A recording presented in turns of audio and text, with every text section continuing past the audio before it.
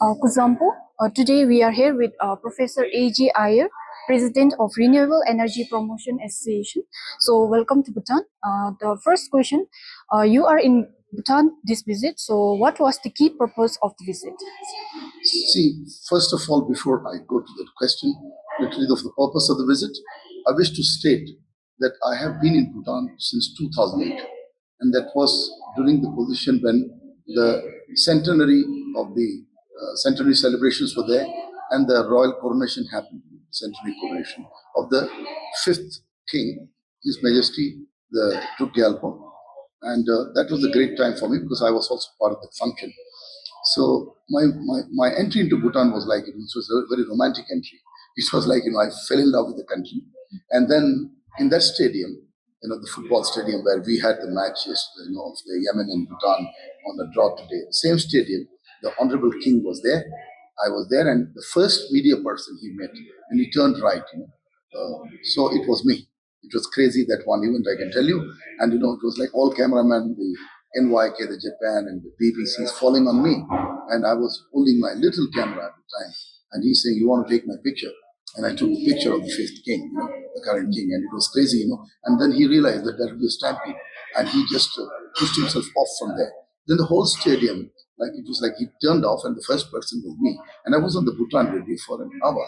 So I think it was just like, it was destiny, Korsan, and like it was welcoming, and the honorable fifth king, literally, letting me, in, and then the radio having me. So it is a romantic entry, So I wanted to do something, and we were already working in the area of hydropower. So my push was renewable energy, because to do climate action, to keep everything moving on, we cannot go forward without renewable energy. And Bhutan was already doing the job in Hydro. There was an Indo-Bhutan bilateral, and that had to go towards a further movement between the people to people, business to business. So it was a great entry, and I believe that it was destined to happen. And I'm in love with this country because I feel like I'm an Indian. My citizenship is Indian. I'm an Indian. I'm a neighbor to you guys. But I always feel that in Bhutan that I'm in my own country. So that feeling, it doesn't go. I meet more people, I meet more Bhutanese, and I literally keep on my faith and attachment to Bhutan only increases, not decreasing. So that's the beauty of this whole thing. And the purpose of this visit, now I answered that question of yours, the purpose of this visit was to find out what next from here. And we have a summit at TRK Hotel on the 22nd of April. And that summit is interesting. It is our 17th Hydrovision Conclave. And the first Hydrovision Conclave, which happens both in Bhutan and India, started in the year 2008. So that is history. So this is the 17th one happening here. And this is the first one happening after the pandemic, because the last one happened in January 2020. So it has taken so much time. See how much pandemic has impacted all of us. So it took so much time to come back and do something here. And the reality is, we have done almost 4 hydrovision conclaves here. It was, I think, year 2008 first one, 12, 13, and we had one in 14. And 15, I had a short meeting here with the entrepreneurs of Bhutan. So this is not my first visit, as you can see that. I've been coming over and over again and trying to find out how we can bring the private sector of Bhutan and the private sector of India together, and then make things happen. So that's my answer to this question, why I'm here. It's a very purposeful visit, but still I have my personal attachment with Bhutan that also binds up the whole issue. Okay. So the next question, you met with our Honourable Prime Minister Lyonchen Tshering Tobgay. So what were the highlights of the meeting with our Prime Minister of Bhutan? Yeah, so I want to say something, because it was a very personal meeting with him. Because when he had the first term, the time also I have met him before, and then it was 2014, if I like, that's the right time. That the time it was his tenure, and he was Prime Minister then, and I have met him then. And then there was a small story that he made that brilliant speech in Vibrant Gujarat, and which was the speech that actually changed the way we look at the world. And that was the speech where he first told the world how the carbon negativity of Bhutan helps. So that's very important to know that Bhutan is the carbon negative country. And all of us, the other nations, are talking of carbon neutrality or mitigating the carbon. But here is Bhutan, which is carbon negative, right? And 70% of the country, or we'll say 65 to 70%, is under forest cover. And it's not, I want to also say that in this meeting, this is a meeting of the minds, because we both happen to be engineers. And more than being this Prime Minister, I was meeting a leader who is a very erudite, a scholarly leader. That is the difference. When I met Lyonchen Tshering Tobgay. So it was both a very personal meeting for me, because he knew me from the past. He's attended some of my summits, and he has shown to the world what vision he has. So it's brilliant, because you have a great leader here in the Prime Ministership, and also your great kings who have brought the gross national happiness. So the meeting with the Prime Minister was very purposeful. It was personal as well, because it is my faith on renewable energy and its progress between the two countries. And the Prime Minister wanted, and so many questions we answered. We discussed hydropower, we discussed, in fact, hydrogen. I can tell you, which I believe Bhutan has, the glaciers. If India makes green hydrogen, I think it will be better for Bhutan to make green hydrogen, because converting the seawater, which is saline water, which has salt in it, is going to need more power and more energy in it to convert it into energy, either to electricity or energy. But when Bhutan has the glacier melt water, this is cleaner water, and then when you make hydrogen out of it, it is going to be more competitive. So this part, I think, for Bhutan also, it's new. So a new idea came in. We discussed what we are doing in India, which is the compressed biogas. We are converting the agricultural waste, and also we can use animal waste like cow dung, buffalo dung, hybridize it, and bring compressed biogas, which is bio-CNG. It's a biofuel. And this is being done in India in a big way now. The policy was made by REPA. They had a SETET policy. It was not moving, so we made a SETET Plus white paper in 2021. And I gave that white paper also to the Honourable Prime Minister of Bhutan. I gave Lyonchen that. I actually shared that with him. So he was very keen on this.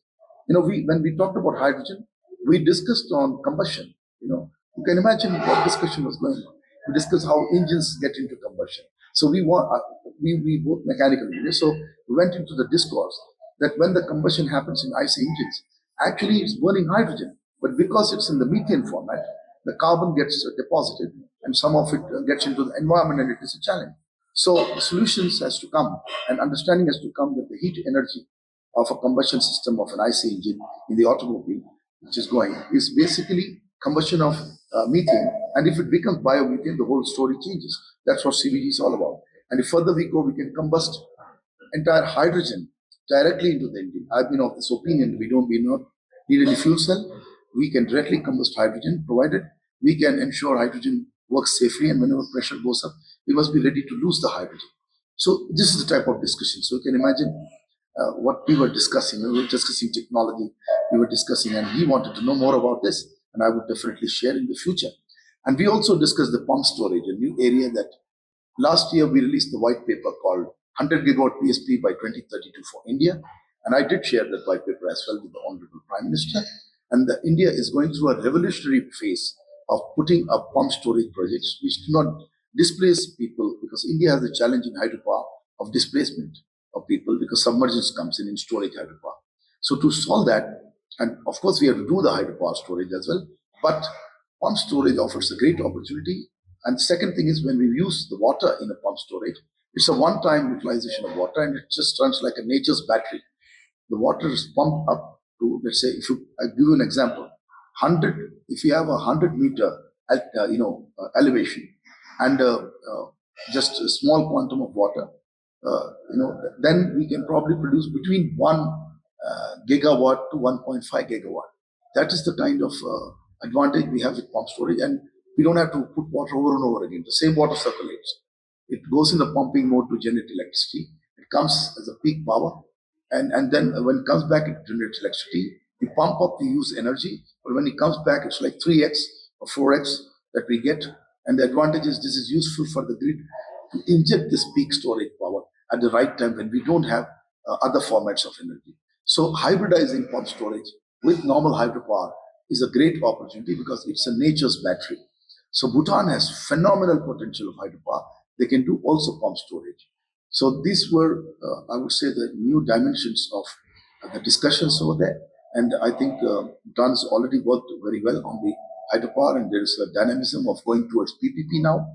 And PPP model will give a great opportunity for growth other than the intergovernmental development that we already have. So we could deliver more gigawatts. I mean, we could go to 20 to 25 gigawatt in Bhutan. And last time, January 2020, we said that Bhutan has 4 to 5 gigawatt potential, which our association declared here. And I'm happy that there is a strategy to bring 5 gigawatt of solar into the grid. So hybrid energy is what Bhutan is going towards. So 5 gigawatt over the next 10 or 15 years, if we can develop solar, that could actually enable Bhutan in the period of leans where we don't have enough water to generate hydropower. So the solar can help in the grid. It could be small capacities coming, but big one, and all integrating into the grid. Some decentralized for homes and villages, but we can also put a lot of energy into the grid because the grid is an agnostic. It doesn't realize what type of energy is coming. So it's a solar, or it's a wind, or it's the hydro. The grid is an agnostic. You take all electricity. The electron flow is what is recognized by the grid. So we must use all type of energies to go in, and provided all of them go to the renewable energy too. So for climate action, this is the only way forward. And the beauty is India needs a lot of power and electricity in its system. So whatever Bhutan produces, India is in a position to offtake almost, I would say, 90% of it. No problem. The next question. Bhutan has a US dollar of 3 billion economy. So how can Bhutan build from this base to grow over the next decade, or say by 2040s? Yeah, as I continue with my discussion with the Honourable Prime Minister, the last question. So Bhutan is a 3 billion economy.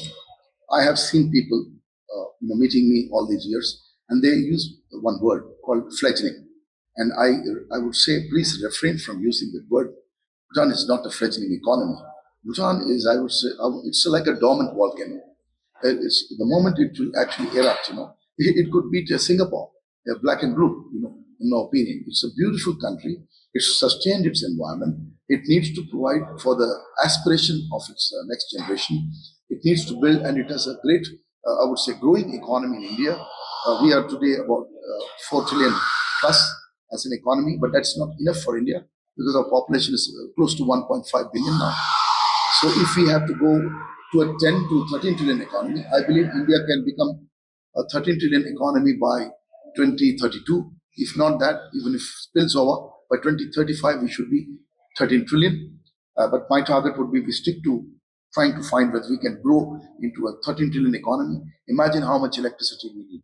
We need 1.2 terawatt to do 13 trillion. I said the same thing about 5 trillion long ago. I said we need 500 to 600 megawatt for becoming 5 trillion. This I said in 2015 in Delhi during my release of the 5th edition of India Brandished, Superpower in Brand India.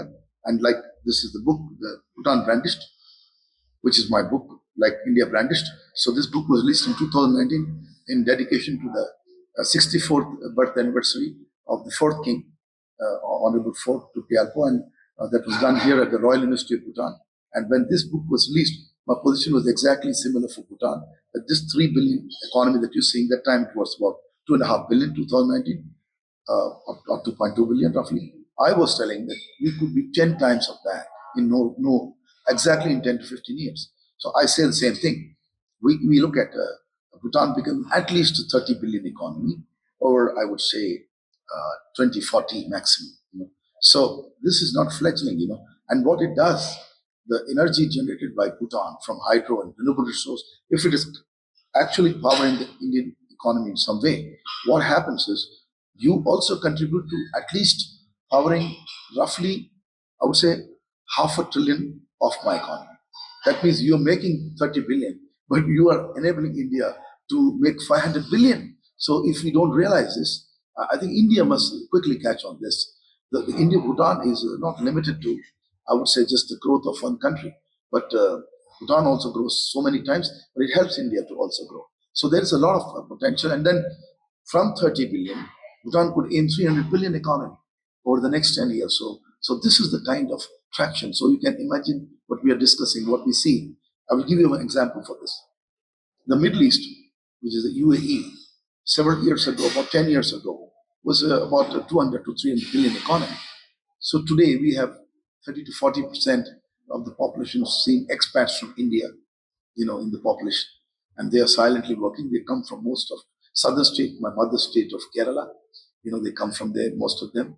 They've been working silently, but what's the contribution?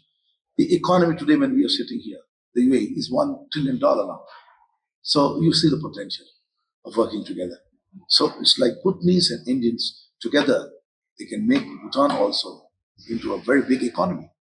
So the Bhutanese have a challenge of their own population, but the beauty of Bhutan is all of you are very highly educated because most Bhutanese speak English.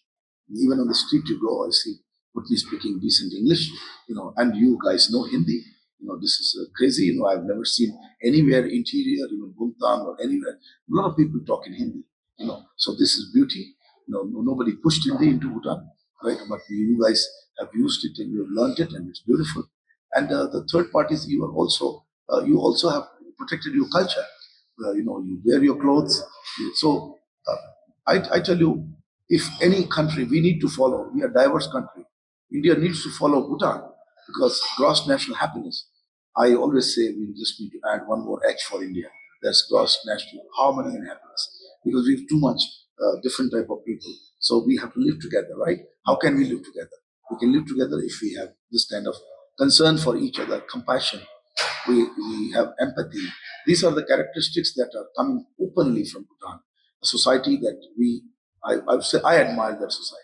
So I would say Bhutan is a wonderful friend of India. You may be the younger brother, because somebody told me some years back, sir, you are the big brother. I refused to accept that. I said, there's only one big brother. It was like jocular. I said, only America, the big brother, nobody else. A big brother, a younger brother, mostly a big brother in India. When we see it's crazy, we see him as a bully. We don't want to be bullies. We want to be friendly. So if you see the elder brother was the younger brother. So I would say use the word. Maybe we are elder brother or elder. I would say elder sister. Why not? If the gender equity comes in, elder sister country or elder brother country, and you're the younger sister or younger brother country. That way we need to look at Bhutan. Well, that's the only way we can, make this relationship even more stronger than what it is today. So our kings have done a great job, starting from the third during when Pandit Jawaharlal Nehru, our first Prime Minister, came here, and then coming now, we have our Prime Minister, Mr. Modi, and then the last Prime Minister, I can never forget, Dr. Manmohan Singh. The 10 gigawatt Indo-Bhutan cooperation was a vision that came with Dr. Manmohan Singh coming in, greatest economist we produced. And I have this book, the Manmohan Granth, which was released on the 3rd February. It's crazy, it was our marriage anniversary day, my wife. My wife said, this anniversary, you just go and release this book. So I was not with my wife on that day. On my marriage anniversary, I was releasing Prime Minister Dr. Manmohan Singh's. So that's the love I have for this man. And this man's work will last until 2050. He was the greatest scholar, Prime Minister, and that's what I see in your current Prime Minister. For me, he's Manmohan Singh. Dr. Manmohan Singh was a senior.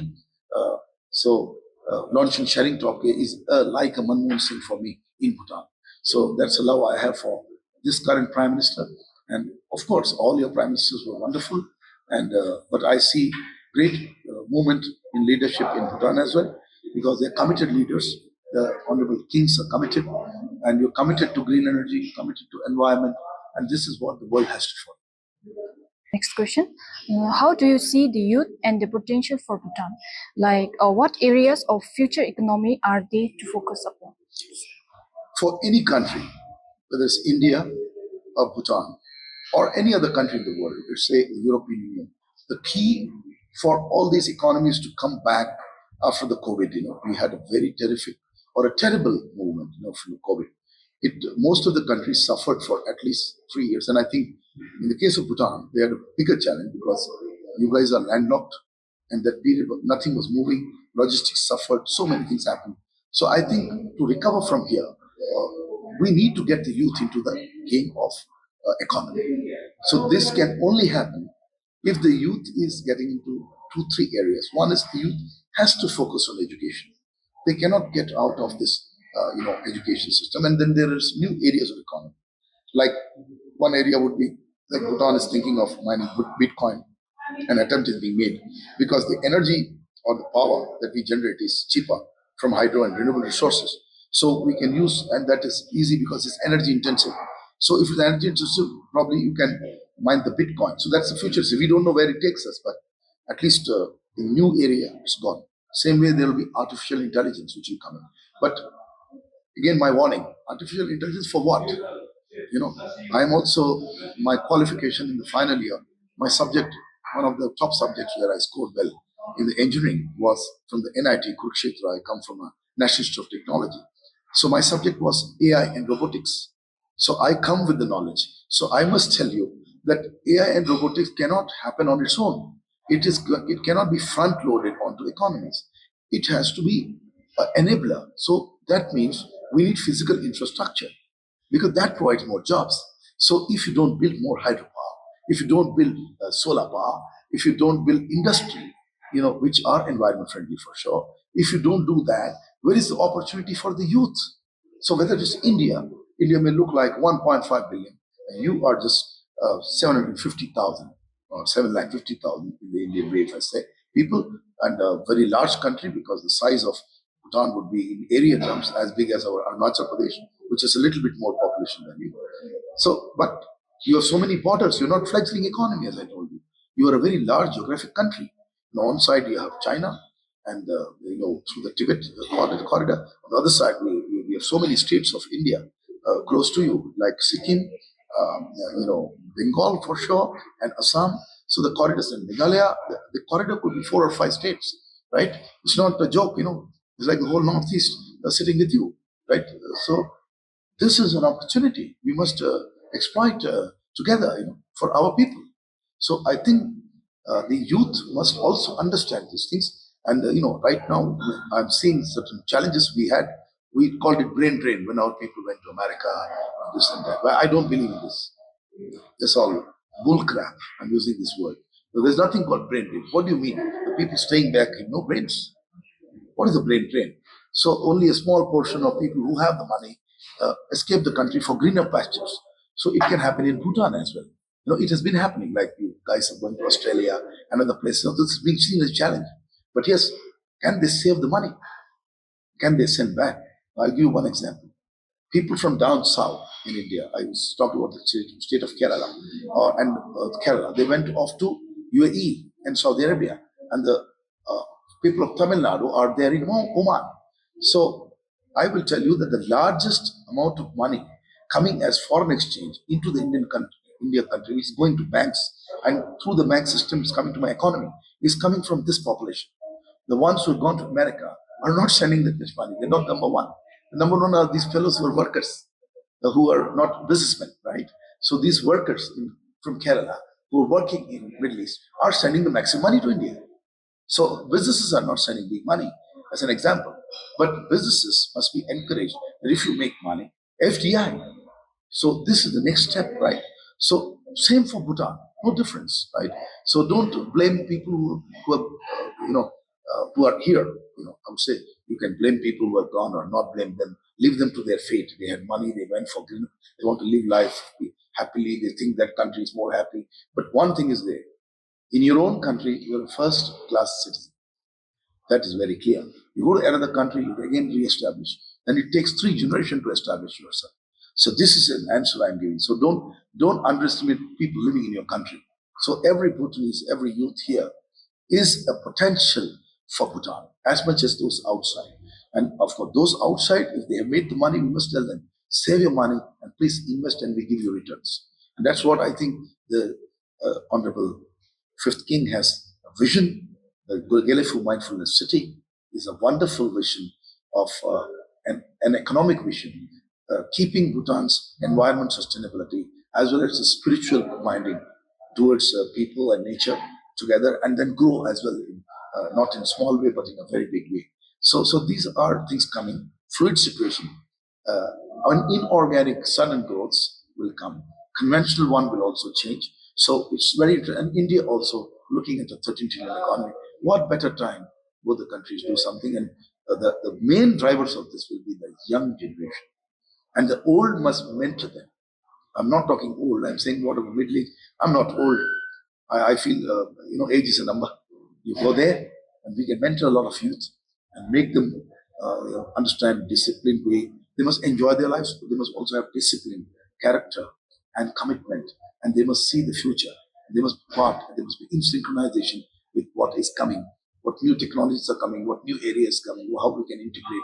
So, for example, somebody may ask me, Professor, then are you saying that entertainment, art and all are going to be behind, and then we'll only see science and technology? I say nothing doing. Art becomes science. It's not the other way around. Okay. So this, say, an architect builds building. How do you see an architect? As an artist or as a technologist? I would say both. An architecture person in architecture is a creative person. At the same time, they have to look at science. For example, if an architect has the knowledge of architecture, they must also have a little knowledge. They could learn from a civil engineer, the structural knowledge and the material knowledge from a material science expert to use what new materials, what building materials, more environmental materials. Otherwise, they will make only cement and concrete buildings. So this is the beauty of integration of art, architecture, and other things with science and technology. So it's not a one-way traffic.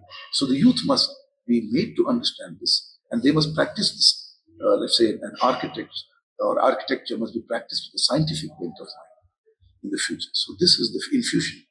It's not that. So music we need, art we need, but we will have technology helping it. So as I said in the past, in one of the questions, that technology is an enabler. It is not front-loaded on the economy. It's an enabler. So people are still important, and they're the most important thing. The AI, we can't have every time Gurung can answer my question, but somebody made the Gurung. Gurung is answering my questions, but Gurung is made by us. The computer. What's the computer? The human mind thinks randomly. Like you and me can right now close our eyes, and probably you can go to the moon, and I would end up in Mars, maybe, right? So that's the random thought of the mind. It's physically here, but it is transporting itself anywhere. And the computer can't do it. The computer has to think discretely. It is programmed. So it has to jump from one process to next, to next, to next, to next. So how can it be equal to human brain?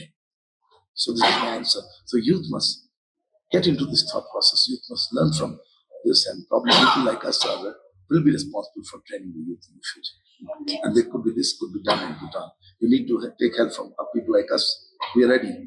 For us, no difference for India and Bhutan. So the last question, sir. How do you see the future course of the Indo-Bhutan relationships? That's a wonderful ending question.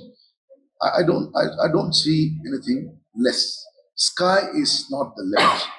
When I talk about Indo-Bhutan, sky is not the limit. That's the one very simple answer I've given. So everywhere we say sky is the limit. Sky is not the limit. So this could be now. What's the next one? I say it could be cosmos. It could be next constellation. It could be so. Indo-Bhutan relationship has no limit to itself. So it is the one rare relationship of the world. No two country anywhere. Let's say Germany and Switzerland, Germany and Austria. The best example I'm giving. They are good friends, but they do not come even 10% in the Indo-Bhutan.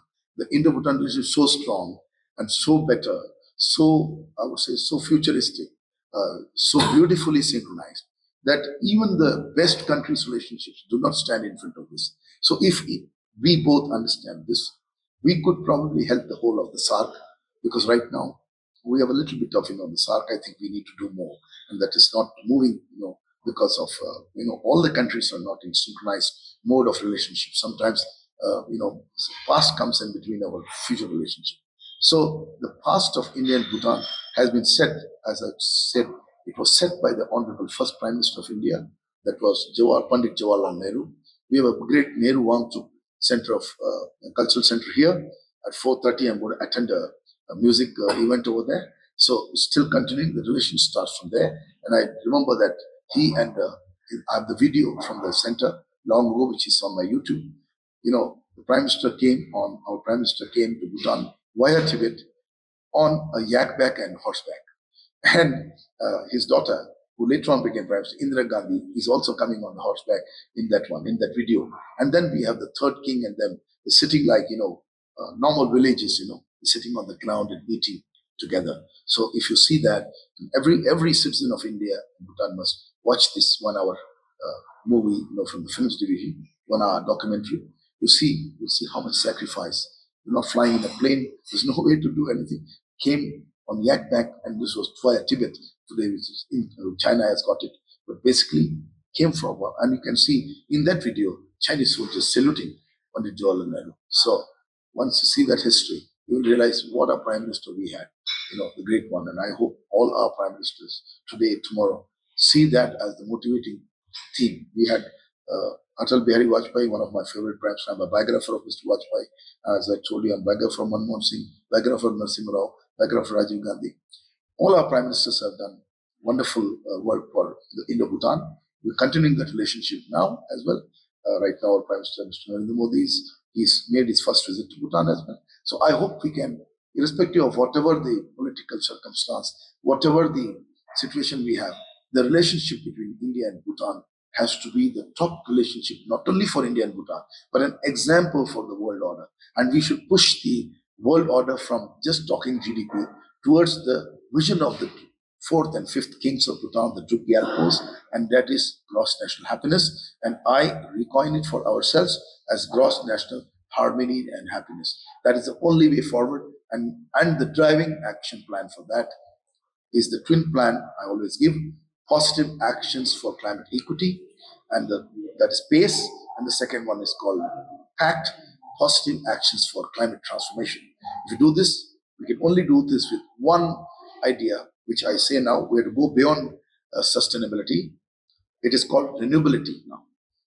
The REPA has introduced a new term in the world order called renewability.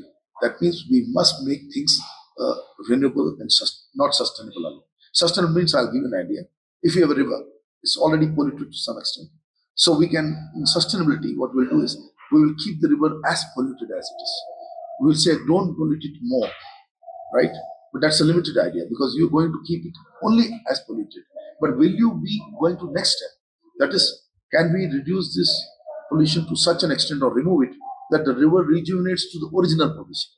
So when you use this word rejuvenation, replenishment, then that word is renewability, my friends. So now we come to a word, the world must now go beyond sustainability idea.